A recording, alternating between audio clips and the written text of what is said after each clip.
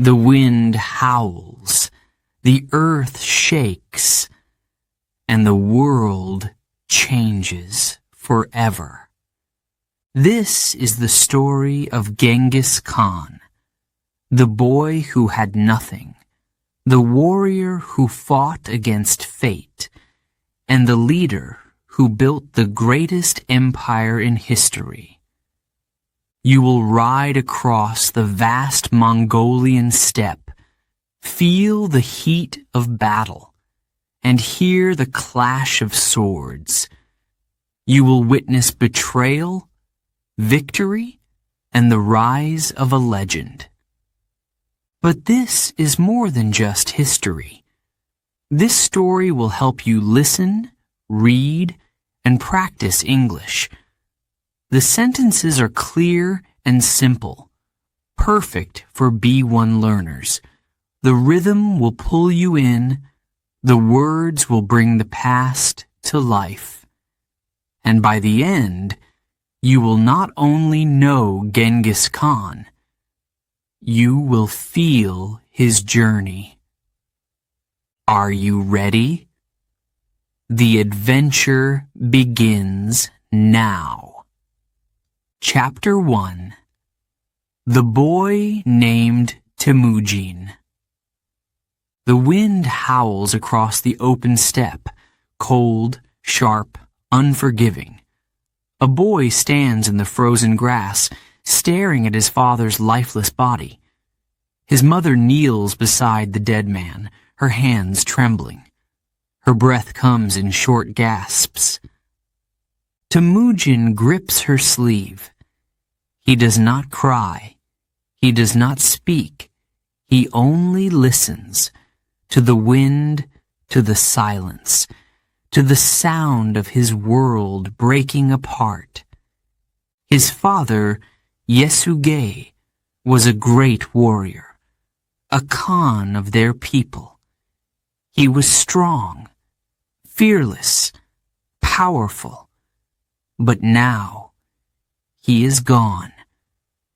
The men who poisoned him ride away, their faces hidden under fur hoods. They do not look back. They do not care. Temujin's tribe stands in a circle. The men whisper. The women glance at each other. A Khan must be strong. A leader must protect his people. Without Yesugei, there is no protection, no safety, no reason to stay. One by one, they turn their horses. They ride into the distance, leaving Temujin, his mother, and his siblings alone. The sun sinks behind the hills. The wind grows colder. The steppe, so wide and empty, swallows them. Night falls. Temujin is no longer the son of a Khan. He is no longer anyone.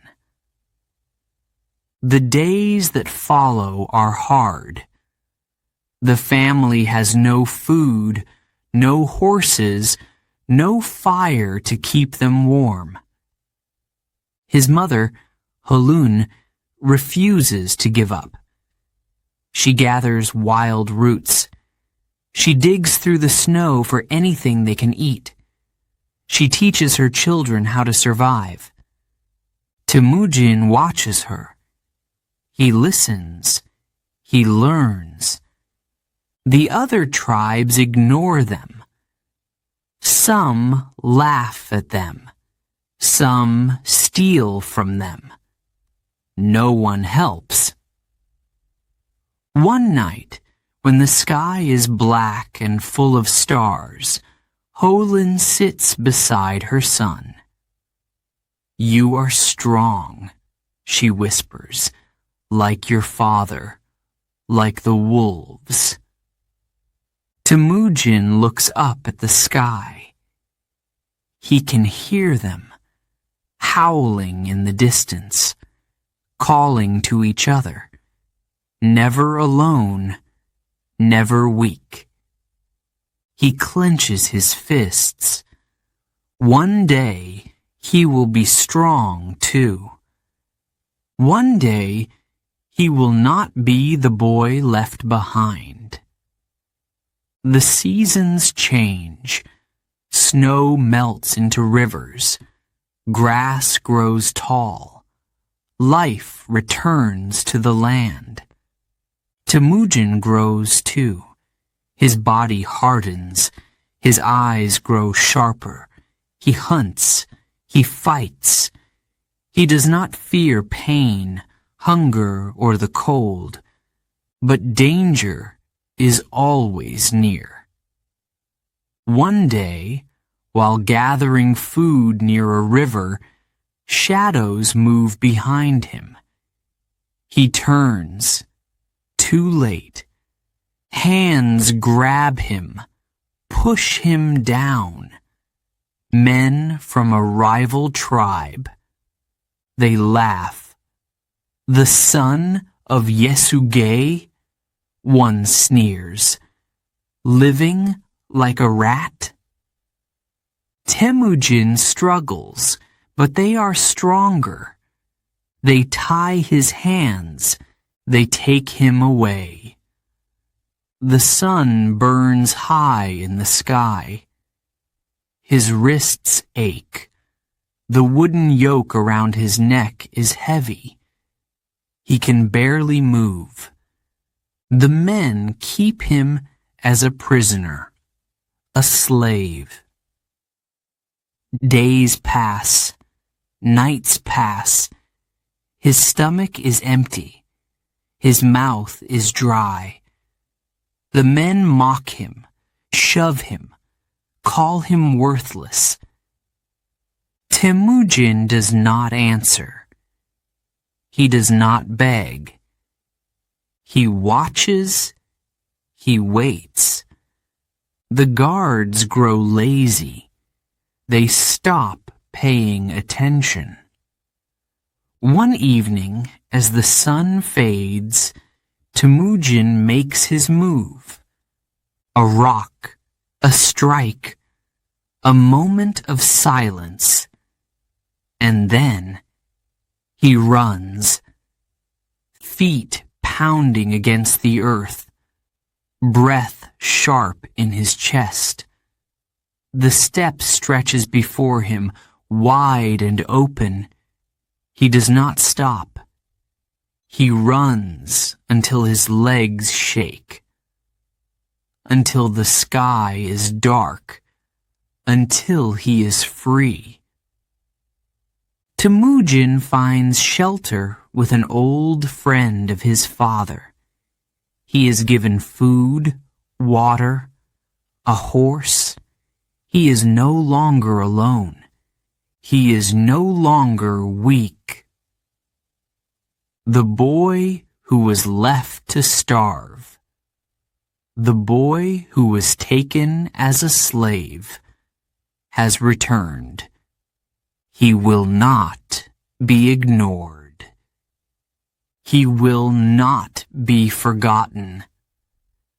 This is only the beginning. The world does not know it yet, but a storm is coming. A boy named Temujin will become more than a man, more than a warrior, more than a Khan. One day, the world will call him Genghis Khan. Chapter 2. Chains of Betrayal. The night is cold. The sky is black, covered in thick clouds. No stars, no moon, only darkness. Temujin sits on the ground, his hands bound, his ankles bruised. A thick wooden yoke locks his neck, pressing against his skin. He cannot lift his head. He cannot stand. The men around him laugh. Their faces are half lit by the fire. Their voices rise and fall in drunken songs. They do not fear him. They should. Temujin does not move. He does not speak. He watches. He waits. He knows these men. They once rode beside him. They once called him brother. Now they call him a traitor. Jamuka, his childhood friend, his blood brother, has done this. Jamuka, the boy he once trusted, has become his enemy. Temujin closes his eyes. He remembers the past, when they were just boys, racing horses across the steppe, when they swore loyalty to each other, when they dreamed of ruling the Mongol tribes together. But that dream is dead. Jamuka betrayed him. Now he is a prisoner of his own people. The wind blows through the camp. The fire crackles. The men's laughter fades as one by one they fall asleep. Temujin's heart pounds. This is his chance. He shifts, testing the weight of the yoke. It is heavy, solid, but not unbreakable. His wrists, swollen and raw, are tied with rope. He twists his hands slowly, carefully. His fingers search for weakness. Minutes pass. His pulse is steady. His breathing silent. Then a loose knot. A spark of hope. He pulls gently at first, then harder. The rope begins to slip. A step in the distance. A guard walks past. Temujin freezes.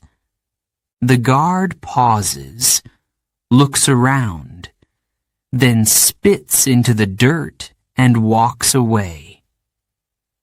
Temujin waits. 1 breath. 2. He pulls again. The rope slides free. His hands are shaking, but he cannot stop. Not now. He reaches up, fingers grasping at the wooden yoke. It is thick, rough against his skin. His muscles burn as he pushes, lifts. The yoke moves. A sharp creak. Temujin stops. Silence. His heart races. If they hear him, if they wake up. But the men still sleep. Slowly, he shifts again. The yoke lifts, just enough. He slides his head out. The weight is gone. He is free. Not yet. He still has to escape.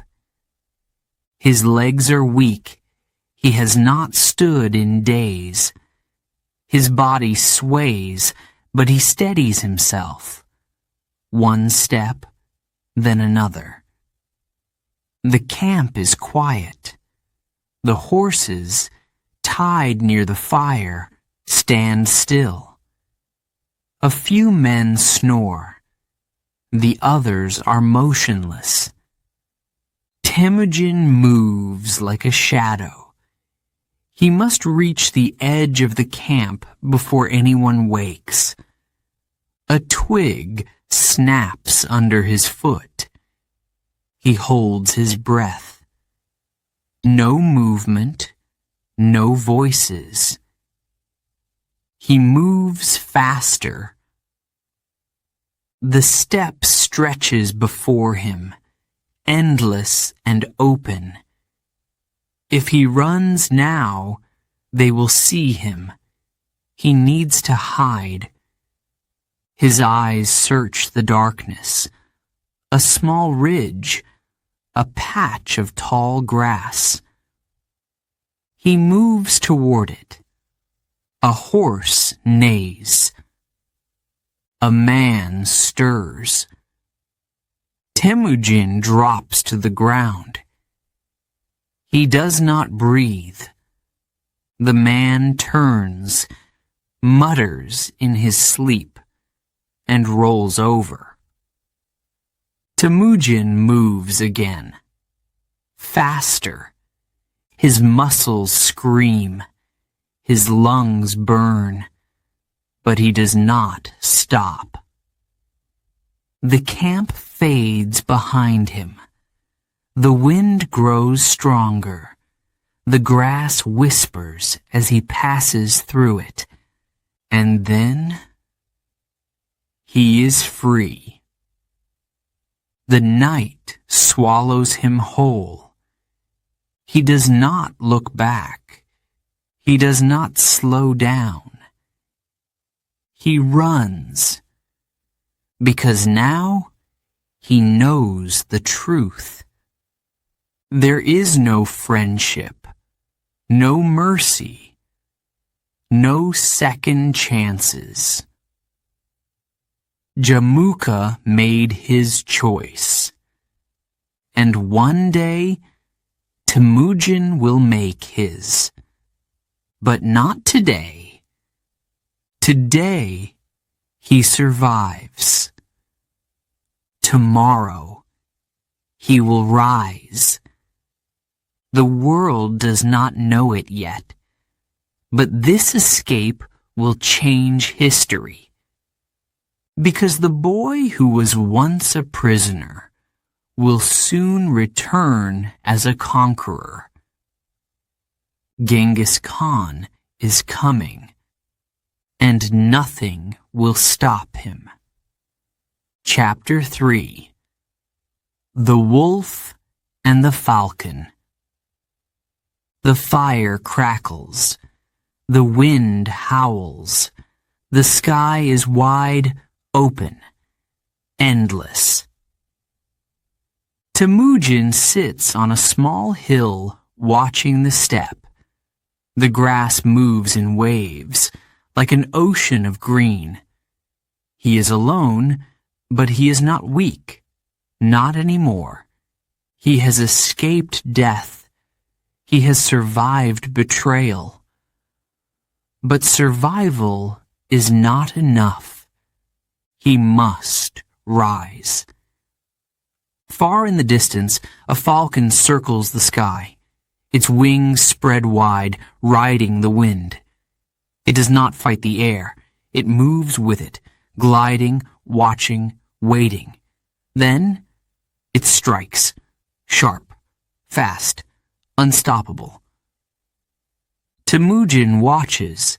He understands. A great warrior is like a falcon, not reckless, not wild, but precise. A howl breaks the silence. A wolf stands on the ridge below. Its yellow eyes glow in the fading light. A second wolf appears, then a third.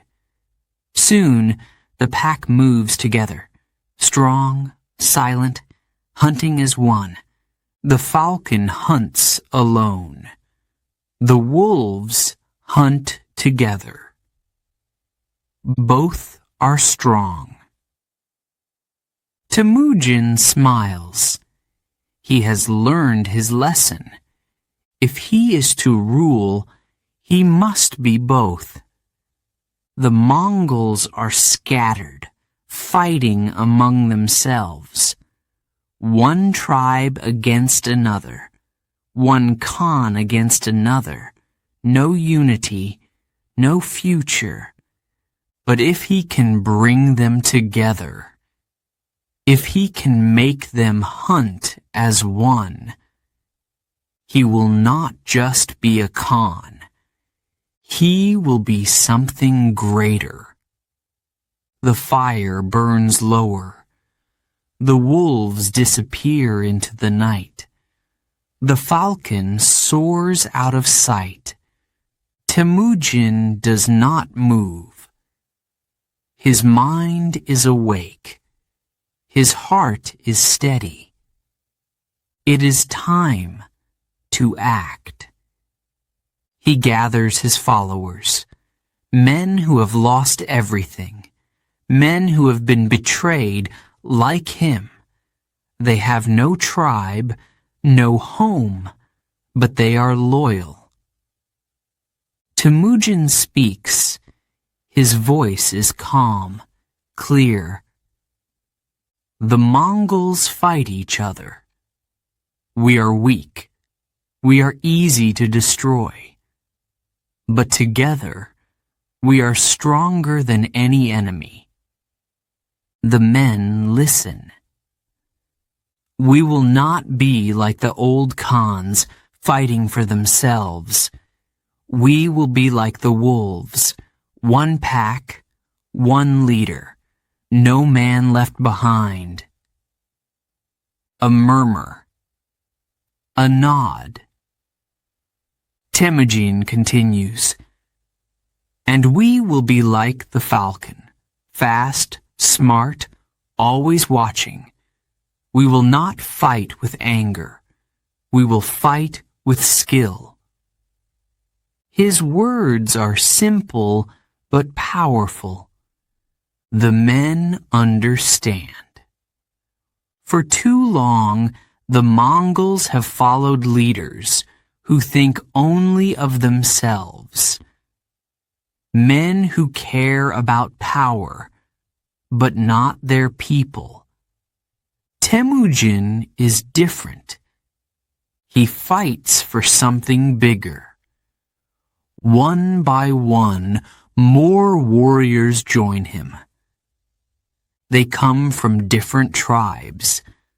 Some were once enemies, but now they are brothers. They train.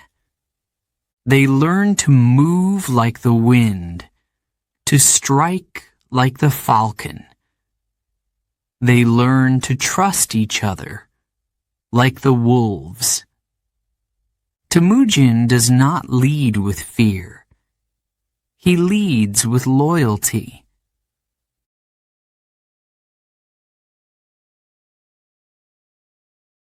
He rewards the strong. He protects the weak. He listens. The Mongols begin to see something new, something they have never seen before. A leader worth following. The old Khans do not understand. They laugh at him. They call him a fool. But they do not see what is coming. Temujin does not rush. He waits, like the falcon, like the wolf. And when the time is right, he will strike. The steppe will belong to him, not just for revenge, not just for power, but for something far greater. A Mongol nation, a future, a destiny. The wind carries his name across the land. Some whisper it, some fear it, but soon all will bow to it. The world does not know it yet, but Genghis Khan is coming. Chapter 4. The Battle of the Steppe. The wind is strong. The grass bends under its force. The steppe stretches far and wide, endless, open, waiting. But today it is not silent. Today war comes. Temujin sits on his horse, staring at the horizon. In the distance, dust rises. Hoofbeats shake the earth. Thousands of riders approach. Banners flutter in the wind. Swords glint under the rising sun. Jamuka is coming. A friend once, a brother, but now an enemy. Temujin grips the reins. His warriors wait behind him, watching, ready. They are fewer in number, outnumbered, but they do not fear. A hawk circles high above. The sky is clear, endless. Soon it will be dark with arrows. The first sound comes, a drum, deep, slow, steady. It echoes across the steppe. Another drum answers, then another. The beat grows louder, faster. The time for waiting is over. Temujin raises his arm. His men tense, eyes fixed ahead, muscles tight, weapons ready. He gives the signal. Horns blow, hooves thunder. The Mongols charge. The ground trembles. Arrows fly. The sky is filled with black streaks falling like deadly rain. Shields lift. Horses rear. Shouts rise into the air. The clash is brutal.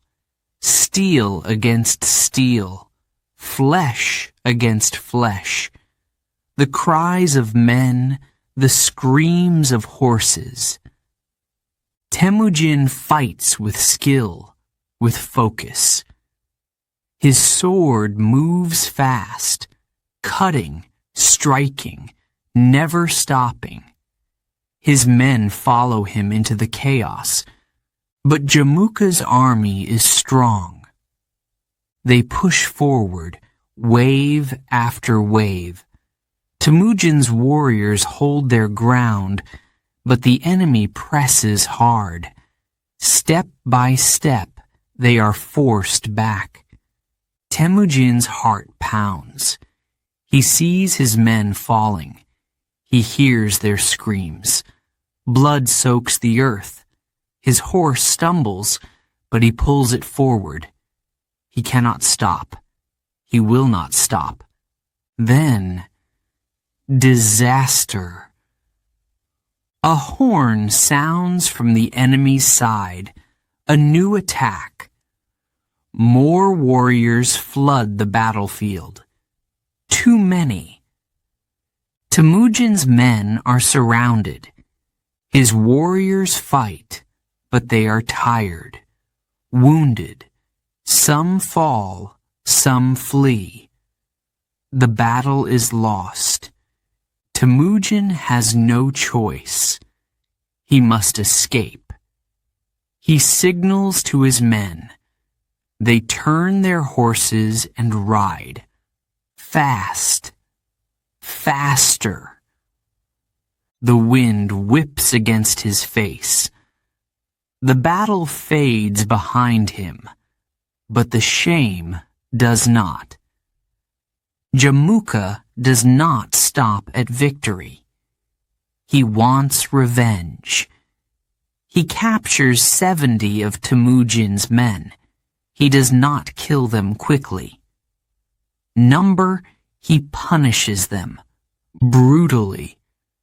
Their backs are broken, their bodies left in the dirt. A warning, a message. Temujin hears the news. His fists clench, his jaw tightens. He says nothing. But inside, he burns. He failed. He was weak. He lost. But this is not the end. He will not be broken. He will not be destroyed. He will learn. He will change. The next time, he will not just fight. He will win. The steppe belongs to the strongest, and Temujin will become stronger than any man before him. The world does not know it yet, but this is only the beginning. One day, all will kneel before the name Genghis Khan. Chapter 5. The birth of Genghis Khan. The sky is wide. The wind is strong. The steppe stretches in all directions, endless, open. Temujin stands tall. His face is hard, his eyes sharp. He has fought for this moment. He has bled for it. The Mongol tribes gather before him. Thousands of men, once enemies, now united. They kneel, heads bowed, waiting. The past is gone. The feuds, the betrayals, the old ways. No more fighting among brothers. No more weak leaders ruling only for themselves. A new age begins today. A shaman steps forward. His voice is deep, steady. His words carry across the silent crowd. The sky has chosen him. The steppe has tested him. And the spirits have given him a name. The people listen. No one moves. He is no longer Temujin. The shaman lifts his arms. The wind howls, swirling dust around them. He is Genghis Khan! The crowd erupts. Voices rise into the sky. Men cheer, fists in the air. Hooves pound against the earth. Warriors shout his name. Genghis Khan. Universal ruler. The leader of all Mongols. He stands, unmoving, letting the moment wash over him. He has won. He has taken what no man before him could. He has done the impossible, but he is not finished. Not yet. He looks over his people. They are strong, but the world is vast. The steppe is not enough. Beyond the rivers, beyond the mountains, beyond the Great Wall, there are kingdoms, rich and powerful. There are cities filled with gold, palaces heavy with treasure. There are men who think they cannot be touched. They are wrong. The Mongols are no longer just scattered tribes. They are one army, one force. one storm, ready to rise. Genghis Khan lifts his sword. The metal flashes under the sun. His voice is deep, calm, unshaken. We ride. The future belongs to him. The world does not know it yet, but soon it will. Genghis Khan is coming. Before we begin Chapter 6, a quick note for our listeners. You're currently listening to this audiobook on Woo English. Remember, this content is specially made for Woo English listeners only. If you're hearing it on any other channel, it may be a violation of Woo English's rights. Please ensure you're tuned into the right source to fully enjoy and respect this audiobook journey. Now, let's continue the story. Chapter 6. The First Conquest. China's Great Wall. The Great Wall of China stretches across the land, high and unbroken. Stone towers stand tall, silent and strong. It has protected China for centuries. No army has ever crossed it. Genghis Khan watches from the distance. His black horse stands still beneath him, breath heavy in the cold air. His men wait behind him, thousands of warriors dressed in fur and armor. Their arrows are sharp, their swords are ready. The Jin dynasty believes the wall will stop him, that it will keep the Mongols out, that nothing can break through its mighty defenses. They are wrong. The Mongols are not like other armies. They do not fight like the Chinese warlords expect. They do not march in slow, heavy lines. They do not carry great siege weapons. They are fast. They are deadly. They are unstoppable. Genghis Khan does not rush. He waits. He watches. He studies the wall, the guards, the movement of soldiers. He learns their weaknesses. Days pass. The Mongols do not attack. The Jin soldiers grow lazy. They believe the barbarians have given up. They are wrong again. One night, under a moonless sky, the Mongols move.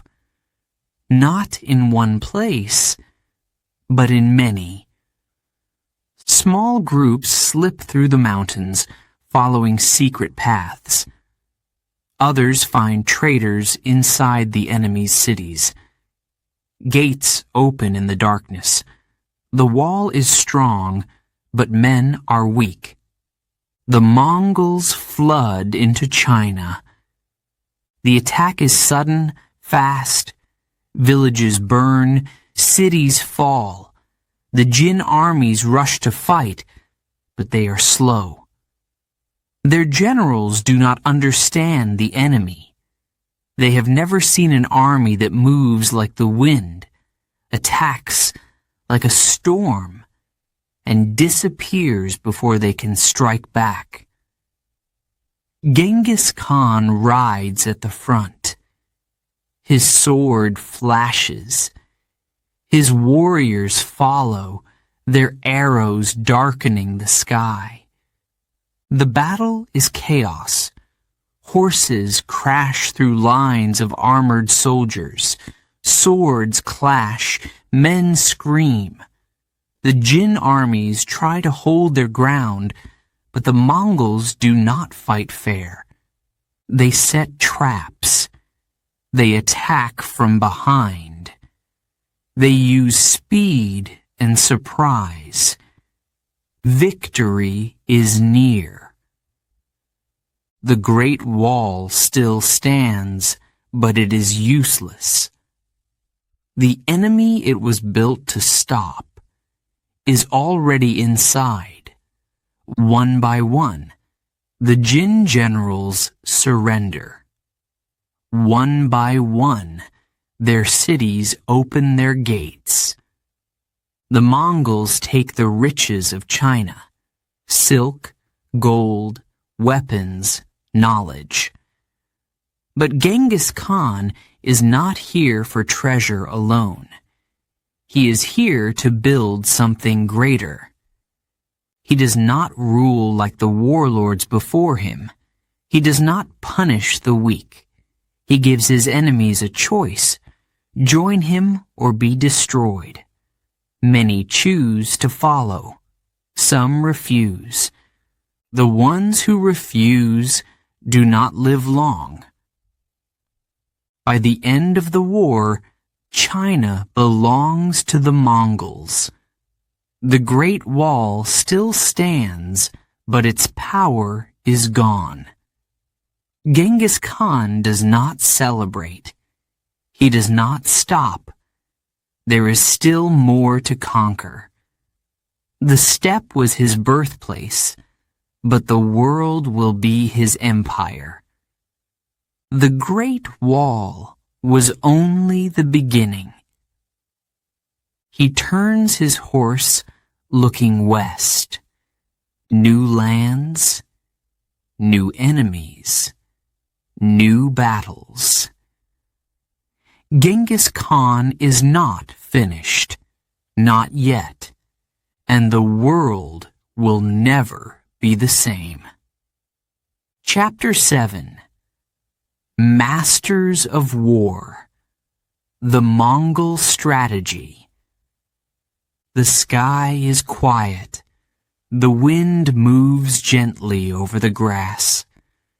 The steppe, vast and empty, seems peaceful. But this is an illusion.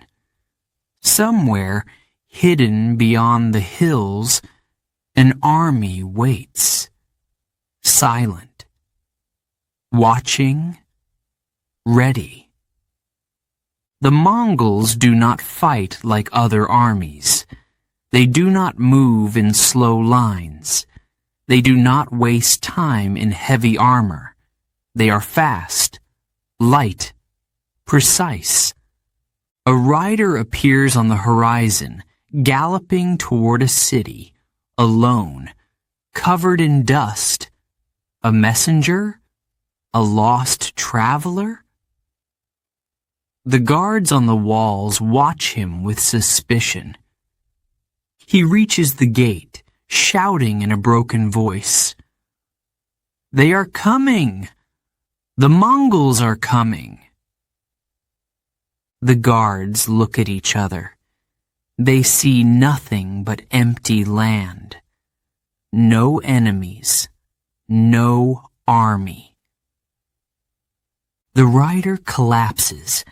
His body is weak, shaking with fear. The soldiers take him inside. They listen to his story.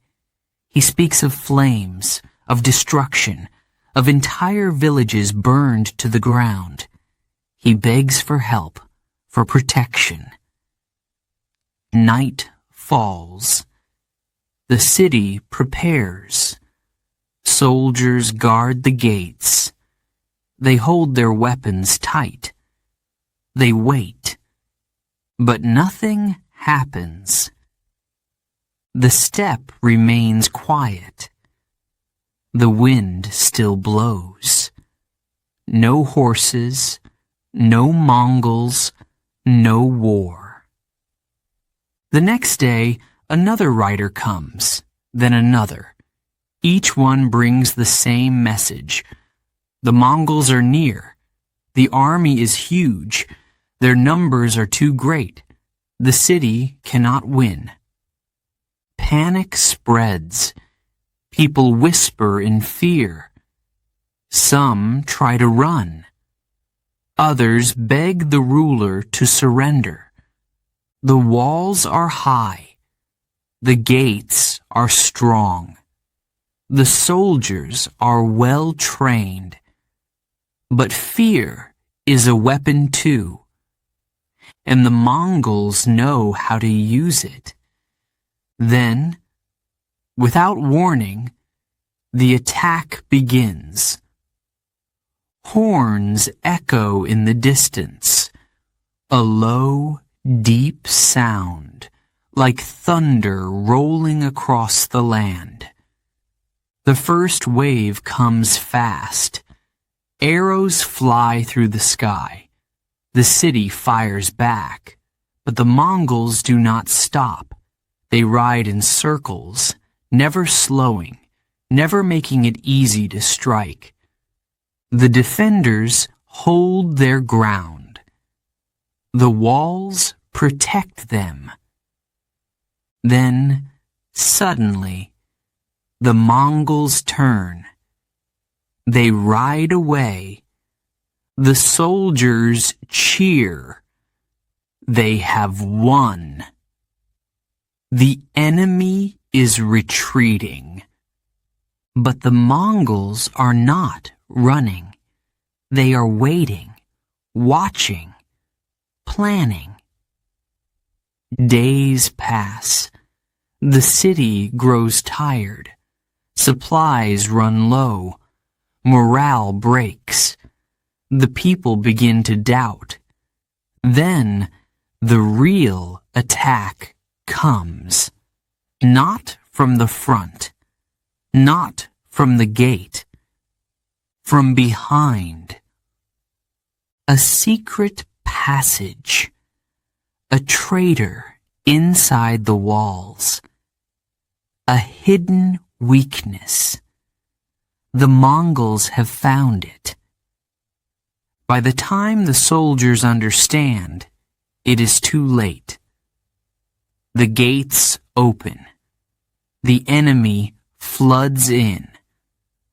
The battle is over before it truly begins.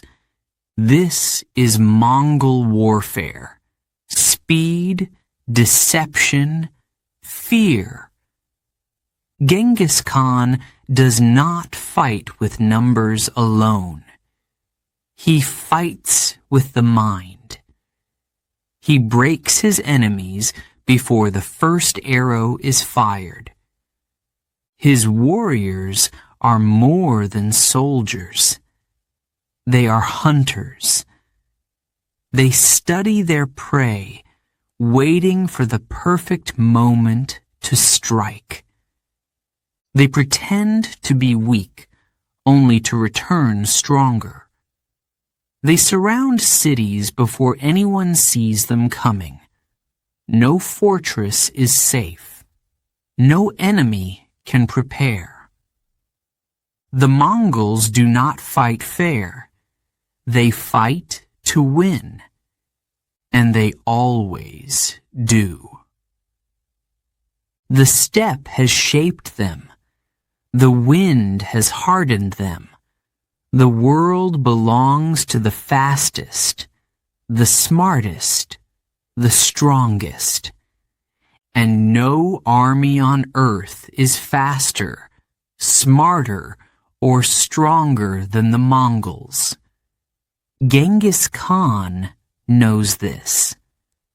And soon the world will know it too. Chapter 8. The Fall of Khwarezm. A foolish mistake. The sun burns hot over the city. Dust rises with the wind. The streets of Khwarezm are busy, filled with traders, merchants, and soldiers. The empire is strong. The Sultan is powerful. He believes nothing can touch him. A group of men enters the gates, Mongol traders. Their clothes are simple, their faces calm. They bring gifts, silk, silver, fine horses. They bring a message from Genghis Khan, a request for trade, for peace. The Mongols do not seek war. They seek wealth, an agreement, a future where both empires can grow. The Sultan listens. His eyes narrow. His lips press together. Then he makes a choice. He does not welcome them. He does not accept their gifts. Instead, he arrests them, accuses them of being spies. One by one, he orders their deaths. A message is sent back to Mongolia. It is written not in ink, but in blood. The answer comes swiftly, not in words, but in war. The sky darkens with dust. The ground shakes. The Mongols are coming. Not a small army, not a simple attack. A storm. A force greater than the Sultan has ever seen. He does not believe it at first. His empire is vast. His cities are strong. His walls are high. The Mongols cannot defeat him. But Genghis Khan does not attack like other rulers. He does not march in a straight line. He does not fight one battle at a time. He moves like fire, spreading in every direction. City after city falls. One is burned to the ground. Another is drowned. Its irrigation systems destroyed. Its fields turned to dust. Another is abandoned. Its people fleeing in terror before the Mongols even arrive. The Sultan panics. He gathers his armies. He orders them to fight. But the Mongols do not come as expected. They disappear into the desert. They move through the mountains. They attack where no one is looking. The Sultan's soldiers wait at the walls, watching the horizon. The horizon is empty. Then, the gates behind them burst open. The Mongols are already inside. The city burns before the soldiers even lift their swords. The Sultan flees. He runs from one fortress to another, hoping, praying for safety. There is none. The Mongols follow. They do not stop. They do not rest. His empire crumbles. His people surrender. His name is forgotten. Genghis Khan does not take prisoners. He does not accept apologies. The message must be clear.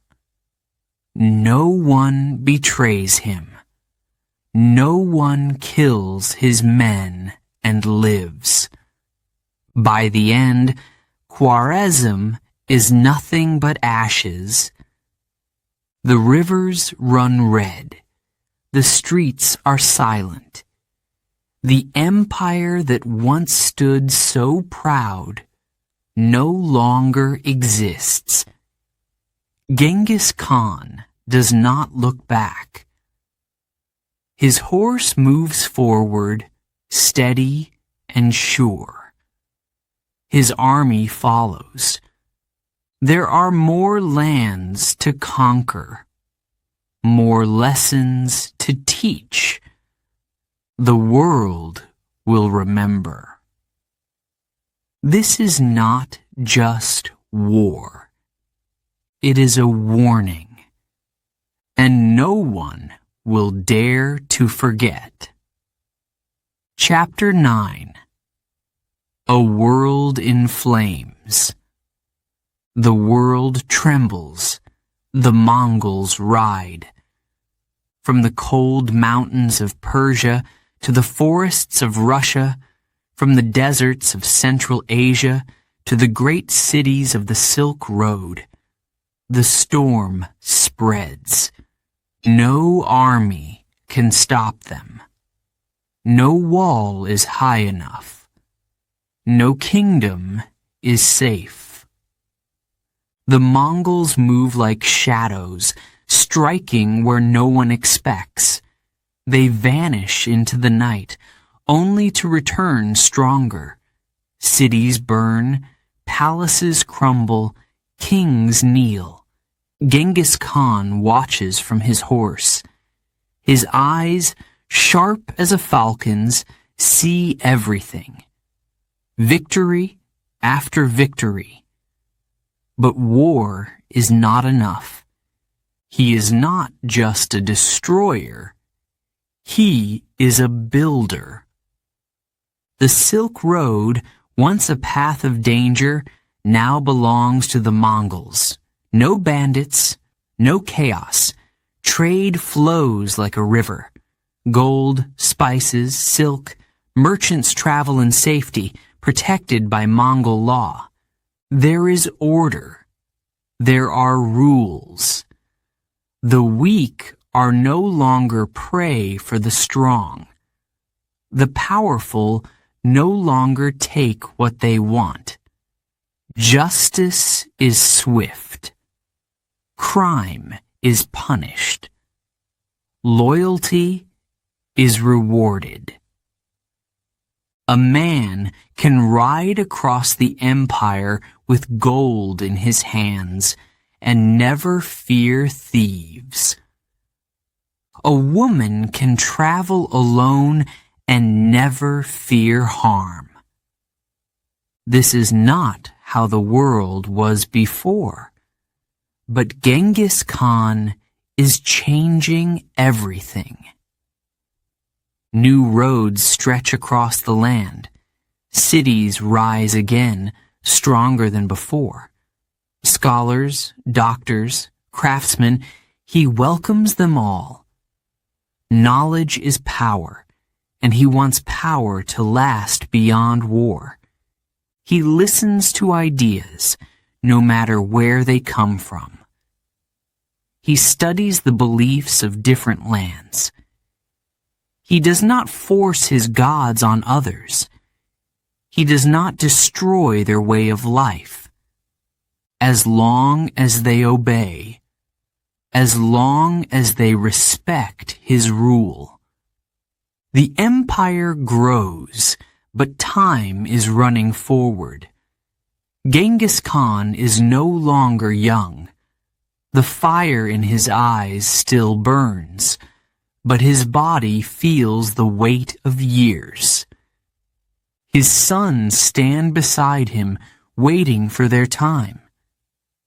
His generals follow his orders, ready for the next war. But only he holds the vision. Only he understands the future. The world is vast. His empire is greater than any before it. But it is not enough. He must ride again. He must move forward. There is still more to take, more to build, more to create. He turns his horse toward the west. The sun is setting, casting long shadows over the land. He does not stop to admire it. Tomorrow, the world will change again. The fire is not yet done burning. The name of Genghis Khan will live forever. Chapter 10. The final campaign. To the edge of the world. The sky is heavy with clouds. The wind is strong. The grass bends low, whispering secrets to the earth. The great Khan rides at the front. His black horse moves steady and sure. Behind him, thousands follow. Their banners rise high. Their armor glints in the fading sun. The Western Jia kingdom lies ahead. A stubborn enemy. A kingdom that dares to defy him. They will learn. The Mongols have crushed mighty empires. They have burned great cities. They have broken the strongest of rulers. This will be no different. But time is a strange enemy. It cannot be fought with swords. It cannot be defeated with arrows. It comes silently, creeping closer, stealing strength, whispering warnings that no warrior wants to hear. Genghis Khan is older now. His body feels the weight of battles, of years spent in the saddle. But his mind is sharp. His will is unshaken. He will not stop. Not yet. The army moves fast. The Mongols never wait. They cross rivers, climb mountains, and race across the land like a storm.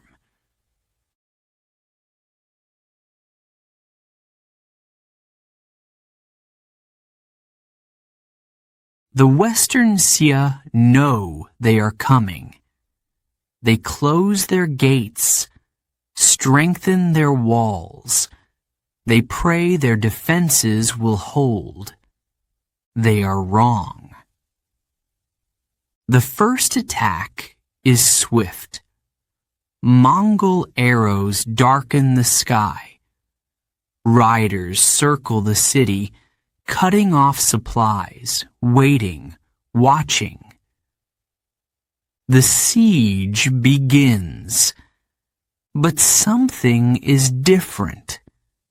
Something is wrong. One evening, as the sun sets in deep red, the great Khan does not rise from his tent. His men whisper. His generals wait. The next morning, he appears. His face is pale, his movements slower, but his voice is strong. He gives orders. The siege continues. Days pass. The Western Xia grow weaker. They send messages, offering peace. Genghis Khan does not answer. The pain in his body grows, but he ignores it. He will not rest. He will not stop until the enemy is crushed. Then, disaster. A fall. A moment of carelessness. His horse stumbles. He hits the ground hard. Silence. His men rush to him. Dust swirls in the air. The great Khan does not move. Then, slowly, he rises. His hands press against his side. Blood pain. But he does not speak of it.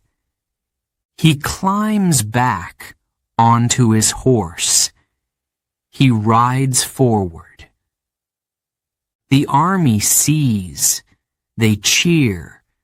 They believe their leader is unbreakable. But inside, something is broken. The fever comes in the night. His skin burns. His breaths are slow. He does not complain. He does not stop. The Western Jia surrender. Their kingdom falls. The Mongols are victorious. But there is no celebration. The great Khan does not appear. In his tent, his generals wait. They watch him in silence. His eyes are closed. His breathing is weak. The world outside still belongs to him. His empire stretches farther than any before it. His name is feared, respected. But even the greatest cannot fight time.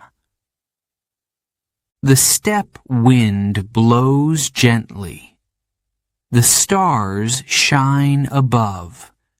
The great Khan's time is running out. But his legacy, his empire, his name will never die. Chapter 11. Death and a Secret Burial. The camp is silent. The fires burn low. The great Khan lies still, his breath shallow. His warriors kneel outside his tent, their heads bowed. No one speaks. No one dares to move. Inside, the air is heavy. The greatest conqueror the world has ever known is fading. His hands, once strong, rest on his chest. His eyes, once sharp as a falcon's, are closed. His body is weak, but his mind is still awake. He knows the end is near. His sons stand beside him, waiting. His generals sit in silence, their faces grim. They do not cry. Mongols do not cry. The wind outside carries whispers of the past. Battles fought, cities taken, enemies crushed, a lifetime of war, of victory, of power. But time is the one enemy no man can defeat. A final breath, a final moment, and then nothing. The great Khan is gone. His men do not wail. They do not weep.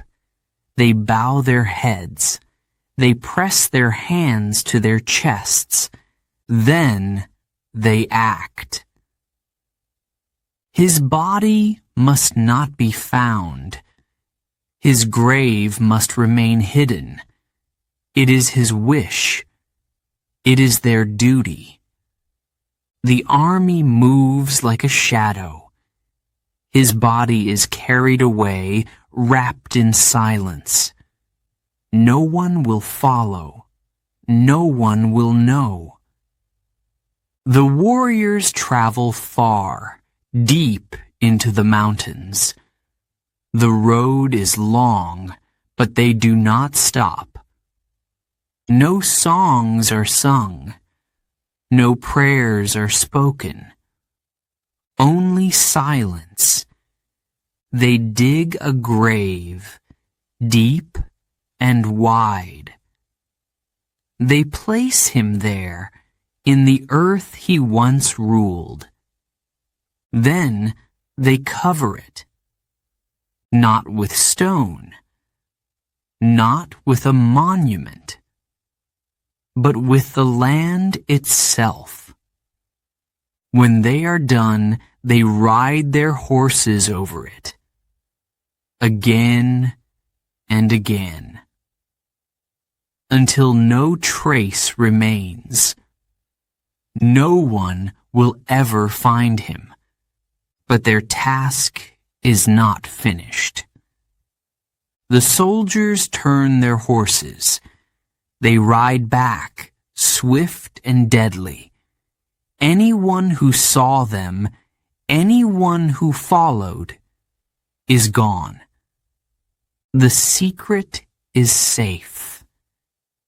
Genghis Khan is gone, but his empire lives. His sons take his place. His generals continue his wars. The Mongols do not stop. They do not rest. His name is whispered across the world, in fear, in awe, in history. No grave, no tomb, no monument. But his legacy, it will never be buried. Chapter 12. The Empire's Echo. The wind sweeps across the steppe. The grass bends low. The sky stretches wide and empty. The land is the same, but the world has changed. Genghis Khan is gone. His horse stands riderless. His voice no longer commands. His hands no longer shape the world, but his empire remains. His sons and grandsons sit on great thrones, ruling lands far beyond the steppe. From the Great Wall of China to the forests of Russia, from the rivers of Persia to the cities of Europe, his name is known. Some whisper it in fear. Others speak it with respect. All remember. The Mongols do not stop. They move forward as he taught them. They take more land. They build new cities. They bring the laws of the Great Khan to every corner of the world. Trade flourishes. The Silk Road is safe under Mongol rule. Merchants travel without fear. Scholars share knowledge from east to west. Ideas, goods, and people move freely. For the first time, the world is connected. His laws are strict but fair. No man is above justice.